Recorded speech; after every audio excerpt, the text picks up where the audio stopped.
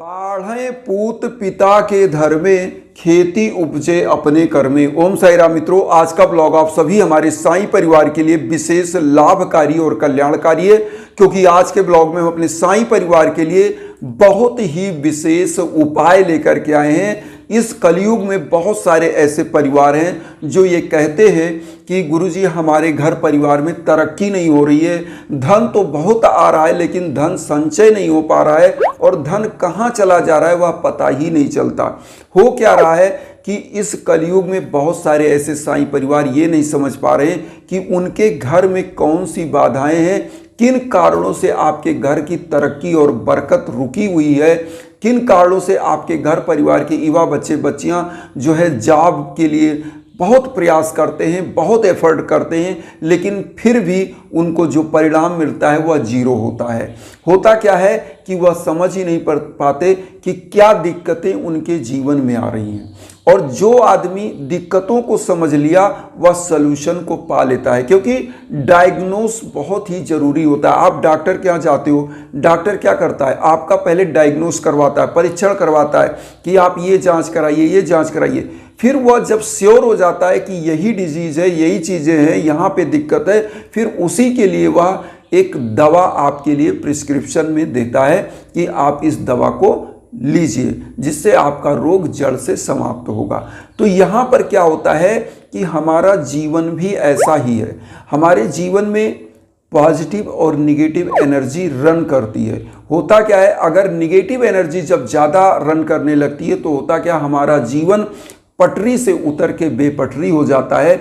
लेकिन जब positive energy run करने लगती है तो जीवन की दशा और दिशा हमेशा उन्नति की तरफ, समृद्धि की तरफ, बरकत की तरफ बढ़ती है और युवा बच्चे बच्चियां अपने आप प्लेसमेंट पा जाते हैं, जॉब प्राप्त कर लेते हैं, उनका एम उनको मिल जाता है। आपके घर परिवार में बहुत सारे लोगों को आपने देखा होगा बिजनेस है, बिजनेस में घाटा लग रहा है, युवा बच्चे बच्चियां हैं, उनके शादी ब्याह में दिक्कतें आ रही हैं, घर परिवार में तारतम्यता नहीं है, विचारों में एकता नहीं है, क्योंकि वैचारिक तालमेल बन नहीं पाता है। इन्हीं पॉजिटिव और निगेटिव जो ऊर्जाएं हैं उन्हीं के कारण आपके जीवन में जो रिफ्लेक्शन चीज़ें आपको दिखाई देती है, एक प्रतिदर्श आपको दिखता है आपके जीवन में लड़ाई झगड़े का या तरक्की या बरकत ना हो पाने का, इन्हीं के कारणों से होता है। तो पॉजिटिव एनर्जी होती है तो क्या होता है, निगेटिव एनर्जी होता है तो क्या, जैसे हमने बताया। अब यहाँ पर आते हैं, इसका निवारण क्या होगा, निवारण कैसे करना चाहिए, कैसे आप तरक्की की तरफ बढ़ें, कौन से आपके इष्ट गुरु हैं। देखिए, स्थान देवता, पितृ देवता, वास्तु देवता, आपके समग्र रूप से इन लोगों को अगर आप मना लेते हैं, स्थान देवता मतलब जिस घर में आप रहते हैं वहाँ के भी देव होते हैं। आपके पितृ देवता, पितृ भी आपके देव हैं, अगर उनको आप मना लेते हैं तो भी आपके जीवन में सुख समृद्धि आती है।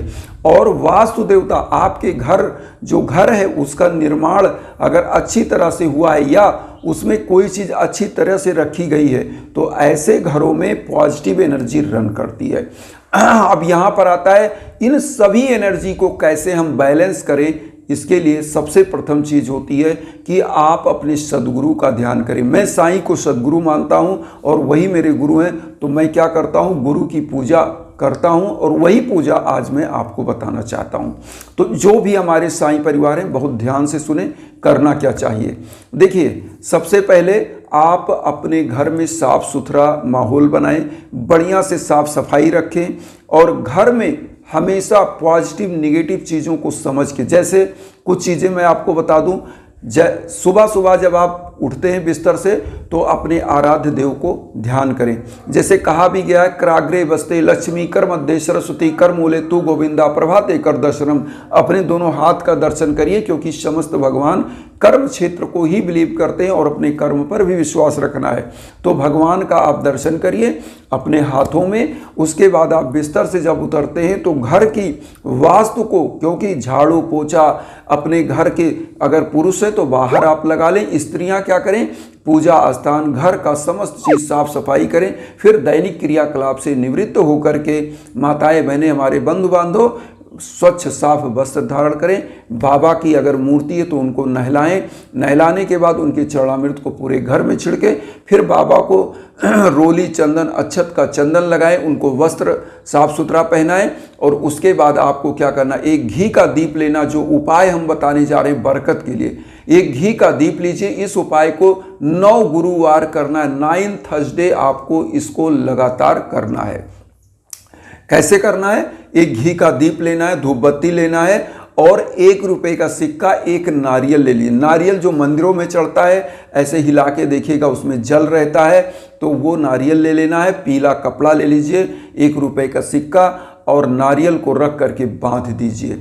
इसको बांधने के बाद आप इसको साईं बाबा के श्री चरणों में अर्पित करिए और कम से कम 11 पुष्प अर्पित करना है। कौन सा मंत्र बोल करके अर्पित करना है, ओम रिद्धि सिद्धिदाय नमः।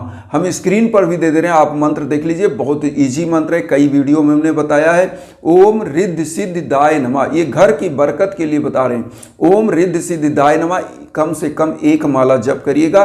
11 पुष्प पीले कलर का बाबा के श्री चरणों में अर्पित करिएगा और उसके बाद आपको क्या करना, पीले फल का भोग लगा दीजिए। आजकल तो मैंगो आम का सीजन है, तो आप आम का भोग लगा दीजिए बाबा के श्री चरणों में। केले आप ले लीजिए मार्केट, केले का भोग लगा दीजिए, या पीला मिष्ठान मतलब लड्डू है, पीला मोतीचूर का लड्डू, उसका भोग लगाइए बाबा के श्री चरणों में और 1 लोटा जल रखिए। अब यहाँ पर एक चीज़ ध्यान रखिएगा, ये सब भोग लगाने के बाद जो नारियल आपके पास है, 9 गुरुवार इसको रहने दीजिए। आप सोचेंगे सूख जाएगा, क्या होगा, कैसे होगा। 9 गुरुवार आपके पूजा कक्ष में या कहीं भी आप इसको साफ स्वच्छ जगह पे या पूजा कक्ष में अगर आपकी स्पेस है तो वहाँ रहने दें।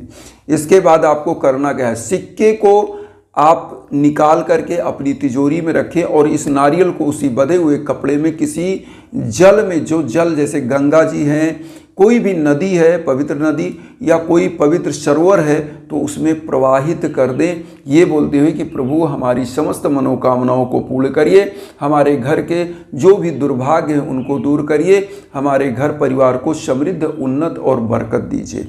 ऐसा बोल करके इस नारियल को 9वें थर्सडे को, 9th थर्सडे को आप इसको प्रवाहित कर देंगे।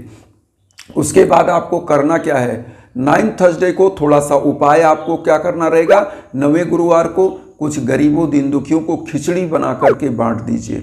और यहाँ पर एक चीज़ ध्यान दीजिएगा, फल भी बांट सकते हैं, वस्त्र भी बांट सकते हैं पीले कलर का। यहाँ पर एक चीज़ और हम कहेंगे कि बरकत के लिए सबसे बड़ा चीज़ होता है दशांश। दशांश क्या होता है, जब आप जो भी धन कमा रहे हैं उसका 10वां अंश, जैसे 100 रुपये कमा रहे हैं तो उसका 10वां मतलब उसमें से 10 रुपये आप निकाल कर अगर रख लेते हैं वो दशांश हो गया, और 9 अंश जो बचा 90 रुपये वह 90 अरब के बराबर हो जाएगा, क्योंकि वह अक्षय पूंजी हो जाएगी। बहुत सारे लोग धन तो कमाते हैं लेकिन दान उसमें से कुछ नहीं करते, और जिस धन को आपने कमाया दान कर दिया तो वह धन धर्म का धन बन जाता है। वह कभी आपको बरकत ही बरकत देगा, कभी वह खत्म नहीं होगा, वह अक्षय पूंजी बन जाता है। तो इसीलिए कहा जाता है दशांश का दान करिए। हिंदू परंपरा में दशांश की दान का विशेष महत्व में बताया गया है। इसीलिए हम कहते हैं कि आप लोगों को जब भी जीवन में विशेष कोई भीषण बाधाएं आ रही हैं तो होता क्या है, यज्ञ याजन हवन पूजन, क्योंकि हमारे यजुर्वेद में यज्ञ याजन हवन पूजन की विशेष बातें बताई गई, जो वैदिक हवन होता है जिसमें साईं महामंत्र और 9 ग्रह की शांति, संजीवनी महामृत्युंजय या कोई भी चीज़ें जो भी आपके जीवन में दिक्कतें हैं, चाहे दाम्पत्य जीवन की दिक्कत हो, चाहे संतान प्राप्ति की दिक्कत हो, चाहे बेटी बेटियों की शादी की दिक्कत हो, चाहे वह जॉब की दिक्कत हो, उसके लिए यज्ञ याजन हवन होता है। तो उस हवन के लिए हम इंस्टाग्राम का विशेष लिंक देते हैं कि आप कहीं भटके ना, आपको हमारे इंस्टाग्राम पर ही समग्र रूप में जानकारी मिल जाती है। हमारे लायक जो संभव है वह हम करते हैं, इसीलिए कहते हैं कि आप इंस्टाग्राम के लिंक पर आइए। एक चीज़ आज न्यूज़ हम सुना दें, हमारे एक विशेष बंधु बांधव जिनके बेटे के लिए हमने हवन किया था, आज जेई का एक एग्ज़ाम होता है PWD का, जिसमें उसका सिलेक्शन हुआ है और वह कोलकाता में ज्वाइन किया। मुझे बहुत ही खुशी मिली और इसीलिए मैं शेयर करता हूँ। प्रभु से यही कामना करूँगा हमारे सभी जो परिवार हैं, जो हमारे से जुड़े हुए हैं, उनके जीवन में ऐसे ही समृद्ध बरकत आए, उनके समस्त युवा बच्चे बच्चियों के अच्छे घर में शादियां हों, अच्छे जगह पर उनकी जॉब हो जाए और उनका परिवार समृद्धशाली उन्नत हो। इन्हीं भावनाओं के साथ कहेंगे वसुदेव कुटुंबकम की जो भावना हम लेकर चलें, उसमें आप सभी लोग चैनल को सब्सक्राइब करके अपना आशीर्वाद दीजिए। उन साईं भक्तों तक वीडियो को जरूर शेयर करिए जो किन्हीं कारणों से कष्ट में, दुख में। इसी भावना के साथ ओम साई राम।